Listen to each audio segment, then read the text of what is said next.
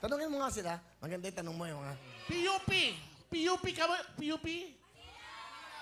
Kayo ang pinakamataas na universidad sa buong Pilipinas. Tama?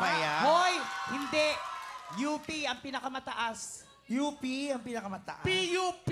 Bakit naging sila ang pinakamataas? Kung ang UP, University of the Philippines, ang PUP, Philippine University of the Philippines. Dalawang Philippines. Dalawa ang P. Bakit ikaw? Saan ka ba nag-aral? Ay, mataas ang eskwelahan ko, no? Mas mataas sa lahat sa inyo. Kasi ang school, kapag pinangalan yan sa Bayani Public School yan.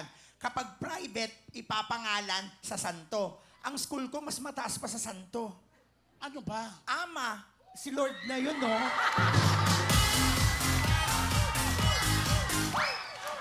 Okay, Chas, ikaw. Napag-aral ka ba? Hoy, atinista ako. Mas mukha kang satanista. At kaya kong patunayan na atinista ako. Paano? Alam ko ang hymn ng Ateneo. Sige nga. Ang mga atinista, pag kinakanta nila yung hymn nila, gumaganyan yan. We stand on a hill between the earth and sky. Now as we fly, as Loyola's colors fly, there's a kind of hope, a kind of cheers, a kind of moments. What's galore here at SM? We've got it all.